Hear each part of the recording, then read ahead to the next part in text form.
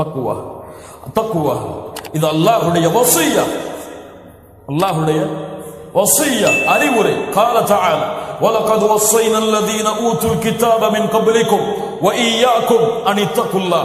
உங்களுக்கும் உங்கள் முன்னோர்களுக்கும் அல்லாஹ் செய்கின்ற அறிவுரை, அல்லாஹ்வை அஞ்சிக் கொள்ளுங்கள், தக்குவாவை கையாளுங்கள். அல்லாஹ்வுடைய தூதர் ஸல்லல்லாஹு அலைஹி வஸல்லம் இர்பாத் இப்னு சாரியா রাদিয়াল্লাহு அன்ஹு அவர்கள் சொல்கிறார்கள், அல்லாஹ்வுடைய தூதர் எங்களுக்கு ஒரு முறை அறிவுரை செய்தார்கள். அந்த அறிவுரையை கேட்கும் பொழுது எங்களுடைய உள்ளம் எல்லாம் அஞ்சி நடுங்கின, எங்களுடைய கண்கள் எல்லாம் கண்ணீரை வடித்துக் கொண்டே இருந்தன. அந்த அறிவுரையை கேட்கும் பொழுது ஒரு பிரிந்து செல்பவர் செய்யக்கூடிய அறிவுரையை போன்று அந்த அறிவுரை இருந்தது.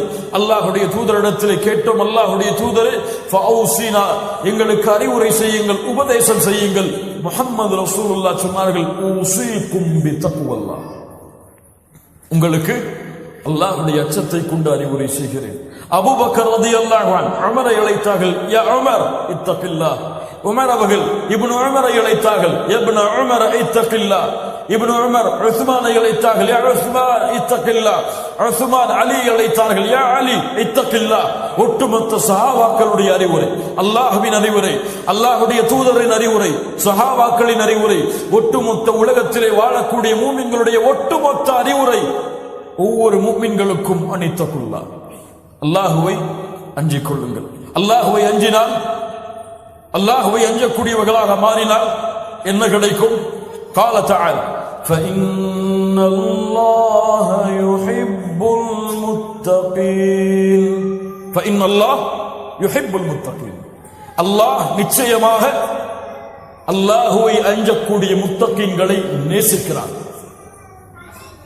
மேலும் وَاعْلَمُوا أَنَّ اللَّهَ مَعَ الْمُتَّقِينَ. யார் அல்லாஹுவை நேசிக்கிறார்களோ அவர்களை, யார் அல்லாஹ்வுடைய அச்சத்தை கொண்டிருக்கிறார்களோ அவர்களை அல்லாஹ் நேசிக்கிறான். அறிந்து கொள்ளுங்கள், அந்த முத்தகீன்களோடு தான் அல்லாஹ் இருக்கிறான். சுப்ஹானல்லாஹ். அத்தக்குவா என்ன கூலி? சத்தியத்தையும் அசத்தியத்தையும் பிரித்தறியக்கூடிய ஆற்றலை தக்குவா கொடுக்கும். قال تعالى يا ايها الذين امنوا ان تتقوا الله يجعل لكم فرقانا. ஃபுர்கான் சத்தியத்தையும் அசத்தியத்தையும் அறியக்கூடிய ஆற்றல். நேர் வழியில் ஒரு மனிதன் செல்ல வேண்டும் என்றால் தக்குவா அழைத்துச் செல்லும்.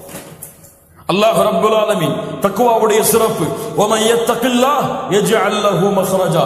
வாழ்க்கையில் வெளியேற முடியாத கஷ்டமா, வாழ்க்கையில் இது இருந்தால்தான் என் வாழ்க்கை நடக்கும் என்ற தேடுதலா, வமன் யத்தகில்லாஹ் யஜ்அல் லஹு மக்ரஜா. அல்லாஹ்வை அஞ்சினால் அல்லாஹ் அதை திறந்து வைப்பான்.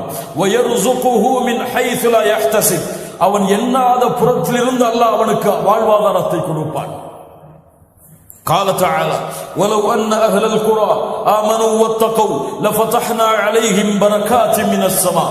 ஈமான் கொண்ட அந்த கூட்டம் அல்லாஹ்வை அஞ்சினால் வானம் பூமிகளுடைய பரக்கத்தை அல்லாஹ் திறந்து வைத்திருப்பான். தக்வா இன்னல்லதீன தகவ் இதா மஸ்ஸஹும் தாயிஃபும் மினஷ் ஷைத்தான். தக்வா உடையவர்களை ஷைத்தான் தீண்டினால் வெளிப்படைந்து கொள்வான். தீண்டுவது யார்? ஷைத்தான் என்பதை அறிந்து விழித்துக் கொள்வார்கள். தக்வா இன்ன அக்ரமக்கும் இன்தல்லாஹி அத்காக்கும். அல்லாஹ்விடத்திலே கண்ணியமுடையவர்கள் தக்வா உடையவர்கள் தான். இல்ம் வத்தகுல்லாஹ் வ யுஅல்லிமுக்குமுல்லாஹ். அல்லாஹ்வை அஞ்சுங்கள், அல்லாஹ் உங்களுக்கு இல்மை கற்றுக் கொடுப்பான். இப்படி பூமியுடைய தக்வாவுடைய பலன்கள் நீண்டு கொண்டே போகிறது. மறுமையில் அல்லாஹ்வை அஞ்சியவர்களின் கூலி அல் ஆখিরাতু குல்லுஹா லில் முத்தகீன். மறுமை அனைத்தும் அல்லாஹ்வை அஞ்சியவர்களுக்காகத்தான். மறுமை அனைத்தும் அல்லாஹ்வை அஞ்சியவர்களுக்காகத்தான். கண்ணியத்துக்குரியவர்களே, அல்லாஹ் ரப்புல் ஆலமீன் இந்த தக்வாவுடைய உண்மையான பலனை அறியக்கூடிய பாக்கியத்தை அல்லாஹ் தருவானாக. அடுத்ததாக மா ஹுவ ஸியாம். ஸியாம் என்றால் என்ன? நோன்பு என்றால் என்ன? அஸ்ஸியாமு லுகா, மொழி அடிப்படையில் நோன்பு என்பதற்குரிய அர்த்தம் அல் இம்சாக்கு அனி ஷை வல் இம்தினா, தடுத்துக் கொள்ளுதல், காத்துக் கொள்ளுதல். சியாம் என்றால், நோன்பு என்றால் மொழி அடிப்படையில், அரபி மொழியின் அடிப்படையில் என்ன அர்த்தம்? தடுத்துக் கொள்ளுதல், காத்துக் கொள்ளுதல். இஸ்திலாஹ் வழக்கத்தின் ஷரீஅத்தின் அடிப்படையில் என்ன விளக்கம் என்றால் நோன்பு என்பதற்கு சூரியன் உதயமாவதிலிருந்து சூரியன் மறையும் வரை அல்லாஹ் எதையெல்லாம் தடுத்தானோ அந்த நேரங்களில் அதில் இருந்தெல்லாம் எம்மை பாதுகாத்துக் கொள்ளுதல் நிய்யாவோடு. எதோடு? நியத்தோடு. நீயத்தோடு சூரியன் உதயமாவதிலிருந்து சூரியன் மறையும் வரை உணவை, பானத்தை, குடிப்பதை, அருந்துவதை, மனைவிகளோடு சேர்வதை, இது போன்ற அல்லாஹ் தடுத்த எல்லா காரியங்களையும் சூரியன் உதயமாவதிலிருந்து சூரியன் மறையும் வரை நீயாவோடு எண்ணத்தோடு மேற்கொள்ளுதல் தான் நோன்பு. எண்ணத்தோடு மேற்கொள்ளுதல் தான் நோன்பு. ஏன் அல்லாஹ் இந்த நோன்பை கடமையாக்கினான்? ஏன் இந்த நோன்பு மூமின்களுக்கு கடமையாக்கப்பட்டது? இன்று பலர் சொல்லுவது போல பசியை உணர்வதற்காக அல்ல, ஏழைகளின் வழியை உணர்வதற்காக நோன்பு கடமையாக்கப்படவில்லை. இதுவெல்லாம் குர்ஆன் சுன்னாவுடைய வார்த்தைகள் அல்ல, அதுவெல்லாம் காரணங்களாக இருக்கலாம், அதிலே ஒரு கிளைகளாக இருக்கலாம். ஆனால் நோன்பு கடமையாக்கப்பட்டதற்கு ஒரு நோக்கம்தான், இரண்டு கிடையாது, ஒரே ஒரு நோக்கம்தான். என்ன நோக்கம்? அல்லாஹ் சொல்லுகிறான், யா அய்யுஹல்லதீன ஆமனு குத்திப அலைக்குமுஸ் ஸியாம் கமா குத்திப அலல்லதீன மின் கப்லிக்கும் லஅல்லக்கும் தத்தகூன். உங்களுக்கு நோன்பு கடமையாக்கப்பட்டிருக்கிறது, உங்களுடைய முன்னோர்களுக்கு எப்படி கடமையாக்கப்பட்டதோ. ஏன்?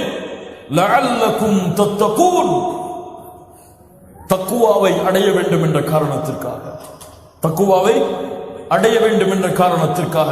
தக்குவா என்ன அவ்வளவு பெரியதா? 30 நாட்களும் இதற்காகவே ஒதுக்கப்பட்டிருக்கிறதா ஒரு மனிதனுடைய வாழ்வில், வருடத்தில்? ஏன் அவ்வளவு பெரியதா? தக்குவாதான் அவனுடைய வாழ்க்கை.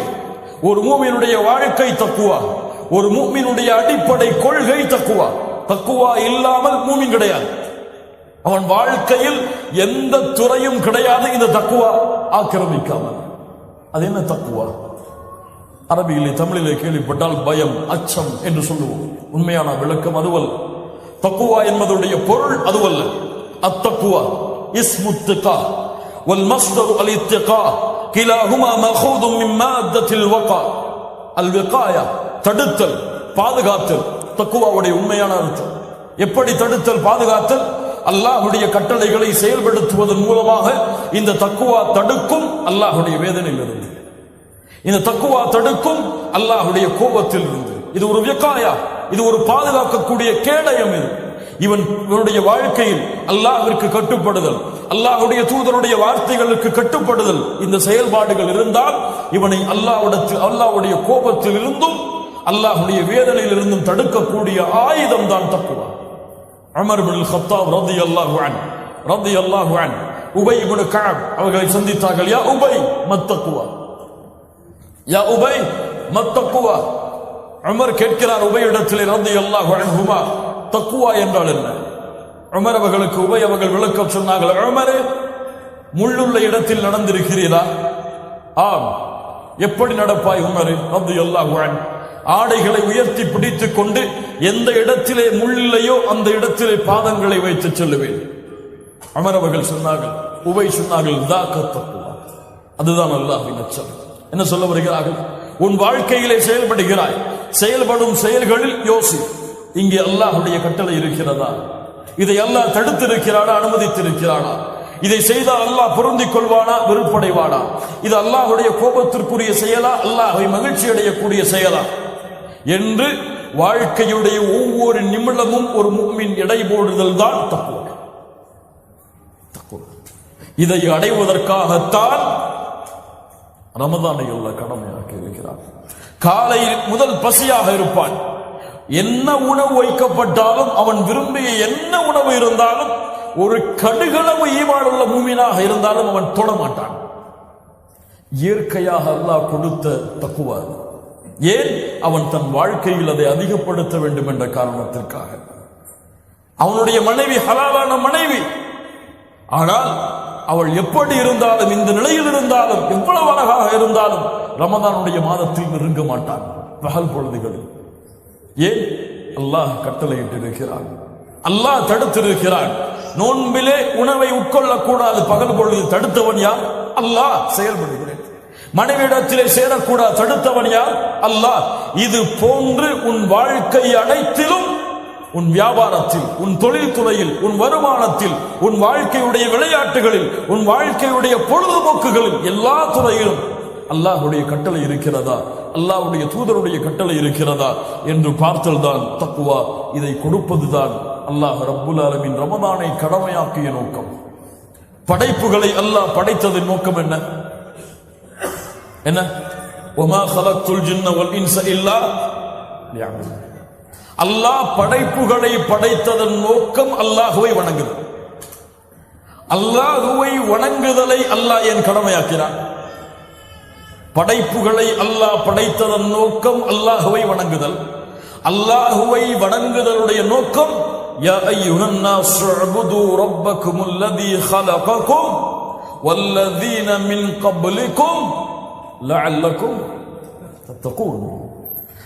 மனிதர்களே, அல்லாஹ்வை வணங்குங்கள், அவன்தான் உங்களுடைய முன்னோர்களையும் உங்களையும் படைத்தான். ஏன் வணங்குங்கள்?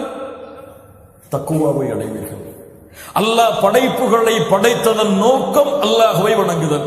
அல்லாஹ்வை வணங்குதலை அல்லாஹ் கடமையாக்கியதன் நோக்கம் தக்வாவை அடைதல்.